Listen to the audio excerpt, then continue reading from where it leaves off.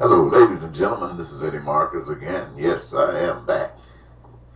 I was just listening to some of the impeachment proceedings, and I was listening to one of the president's lawyers mentioning what accomplishments Trump has been able to have since his being in office. And it appears as though he was naming everything, and everything was better than it had ever been in the past. So this seems like it's some great stuff that the nation should be impressed. I'm sure that the poor are not impressed. They're no more impressed with this wonderful, wonderful accomplishment than they were with Barack Obama or Bush or Clinton. It's been the same with them always. But anyway, ladies and gentlemen, I was just thinking about how many of you remember New Jack City? Well, some of you might. But if you don't, how many of you are familiar with the activity of the drug and gang communities? You know, trafficking in drugs and crack and smoking and running into all kinds of problems from that. How many of you kind of heard about that stuff? And you know how disgusting it appears to many of you, not all of you, but many of you. And some of you don't want anything like that to come close to your communities, right? And yet, it seems as though some of these guys, especially some of the biggest dealers, some of the biggest traffickers, they seem like they got the support base. It's like on holidays, they go out through the community and pass out turkeys. Christmas time, they might pass through the community and open up the window and throw out money, that money flying through the air. And poor people, they go down to the people who really need this. Sometimes they go down to the main streets of town, and people who don't need it run for it just like anybody else. But you can imagine how these people who look at this as a benefit, they look at the rest of what's going on in society, what we call normal. It allows them to be in the position that they are in, and nothing is getting any better. So, notwithstanding whether something will get worse or not, they are grateful that the turkey comes. They are grateful that the dollars flying in the sky, and they can grab those dollars out. They are grateful. I mean, they're not just totally knocking if they're getting anything from the system. They're totally knocking that. But this is something that really helps. And so they will support whoever is giving out the turkeys. They will support whoever is giving out the dollars. They might not, in fact, they don't really care too much about what they're doing to get the money. They don't care too much about what they're doing to be able to purchase the turkeys, as long as they can bring them back down here and give it to them. And when you think about it like that, it seems as if that's the same way the United States Senate is doing. They don't care what kind of thing might be in the White House, as long as he can give them the kind of senators this kind of judges that they want, and put people in place of power that would allow them to be able to manipulate the systems and ramrod their ideologies over other people, then it's fine. See, that's the same old game the Senate is playing right now, the same old game that the gangbangers playing. Now the Senate is messing all over the people. Who gets benefited from it though? Those who are in power on the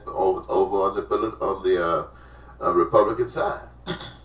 And those who are very conservative, they are the ones that are getting benefited. And everybody else, you think they care? Of course they don't care. That's the systems. They don't care. But the reality of it is, ladies and gentlemen,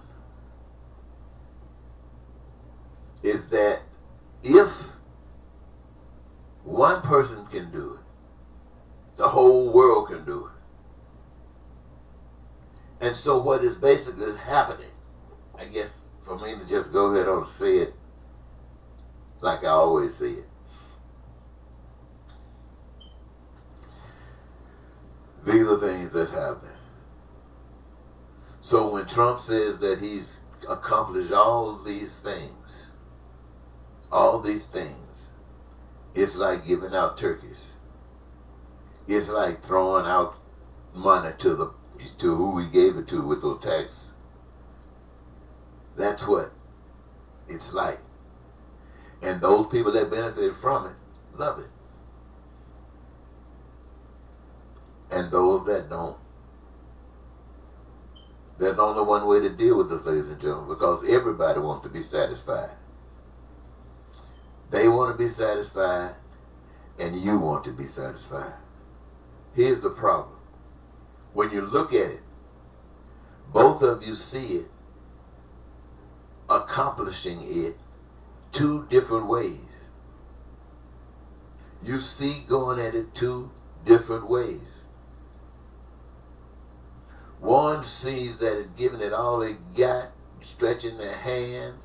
It's like going to pick cotton. For those of you who used to pick cotton, you know some of us could get a cotton sack and put the cotton sack over your shoulder and take 4 rolls, and you just scrub, scrap,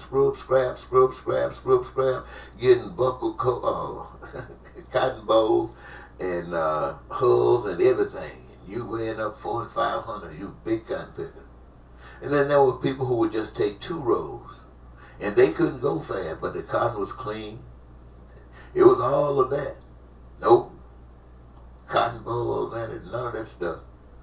They made less money. They didn't get the same kind of weight. And then there were people who probably had to do less than that, little croaker sacks. But what I'm saying is this. Just because you can exploit the system and take advantage of it means that you're going to get more because you're exploiting. You're exploiting. That's what it does. Somebody else, you might do just the right perfect stuff. You're going to still be paid according to what you've done. Then those who can't even do, who are just struggling, you're going to get that. Why? Because that's the kind of system that you're living under. The way to beat that is to change the system. Change the system so that the one who's doing everything he possibly can to get more can still be satisfied with what he's doing and what he receives. The one over here who does exactly what they're doing and perfect stuff like this, the one who's doing the best they can do down here in the end, every last one of them are perfectly satisfied with the outcome. Why? Because we changed what our goal was. Our goal was not trying to be better than anybody else. Our goal is to be the best that we can be. To be the best that we can be. And expect the best out of it. And see, in order for that to happen for all of us, we have to take all that is done and bring it all back. Bring it all back. And each one have carte blanche to take from it whatever your pure heart desires. Now, the only way you can do that is by honoring not a man. They're just not going to go. Not honoring a woman. They're just not going to go. Not honoring a black. They're just not going to go. Not honoring a white. They're just not going to go. Not honoring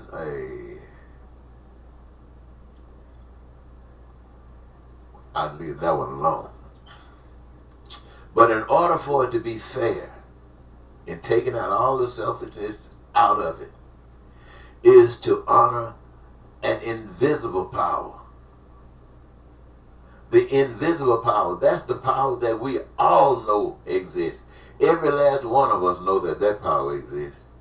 And we know that power is mighty because we stand on the earth. And we see all the stuff that that power has done. In fact, we are a part of that power.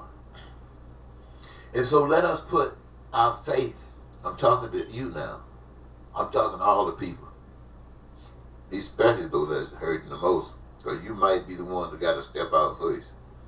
Put our faith in that power that we can't see. And because that power will speak to us, that power will give you the desires of your heart. And you allow that power to live inside of you. Bring that power out of the spiritual realm. Bring it down and live it. Let it live inside of you. Look through your eyeballs, through your heart, through your spirit, and tell me, what do you see? Do you see a beautiful world, a wonderful world, where all of us are just as happy and thrilled with life as you are?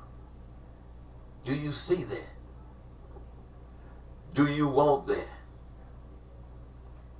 Then, my friend, if that's what you see, if that's what you want, then you got to resist everything else that brought you the way you are now. Now, what does that mean? That means that your philosophy about life has changed. Why? Because now you're not satisfied with yesterday's ignorance. You are going to walk in today's knowledge. And that is the kind of stuff that leads you to paradise on earth.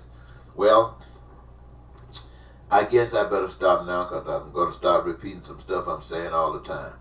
But I just want you to know that the game is being played. It's all a game. Nothing is new. For those of you who are thinking, you can see it. You can see how people are stroking each other. You can see how things are getting worse. You can see how what you thought was something is now nothing. You can see how all that works. So all of that is a part of the game of the world that you've grown up in. It is a part of the game that makes you hard, makes you hardcore, makes you hateful and envious and bigots and liars that you are. It is this world and this system that we live in. But my God wants you to know that you can step out of it just by choosing it. Yes, just by choosing it. And now you know it's going to be a struggle, because the devil don't mind you leaving, but you must leave on the devil's turn. You can't, you don't want you leaving on your own turn. And if you leave on your own turn, it's going to really make it bad for you, because you don't want that to inspire somebody else to be like you. So there's one thing, and I want to tell you this. When you make up your mind, there's something that comes. I call it the joy of the Lord. The world can't give it to you, and the world can't take it away. All of a sudden, there's something, I can't even find the words to say it. But you're bigger than life. Within, you're just bigger than life. There's something, it's like almost like a spirit make you feel like you're special. And it makes you special because you know you got more compassion than anybody. Why? Because your whole life is about making God's love for everyone the same as it is for you. Being there. And once you get there, when people start talking about killing you, ain't nobody scared. Only the hypocrites are scared, those who don't know it all. Those that don't know it all would be scared, obviously. The hypocrites pretending they're going to be scared, because now you know they were pretending. But the genuine people, now they're going to be few. You say, you heard that expression about wide is the gate and broad is the way, about people who are going, following everybody. And they ain't going nowhere but to destruction. But straight and narrow, you heard about that. A few that be that find it. Yeah, there's going to be a few that find it. Because, ladies and gentlemen, I'm going to end by saying this. Until you make up your mind that you are willing to die for what you accept as the truth, until you're willing to die for it. And I ain't talking about willing to go kill nobody. I ain't talking about being angry and mad. I mean, if it comes to you that way, it comes to you that way. But until you are willing to, you're going to always be messed up, because you're going to always be a slave. You're never going to step out and be the person that you want to be, that you were made to be in a society like this, unless you're bold and daring. And that calls for freedom of your spirit. And when you do that, you ain't scared of nothing. God is with you all the time. And it will be evident, because this is not, when God is with you, it's not out about you. Hear me, people. Anybody that come out talking about God is with them, the evidence is that it is not about them. God is using them because God is trying to get to you. It's all about you. Not the one that says God is using them. God is using that one because it's all about you. Well, let me go. I'll talk to you some other time. Goodbye.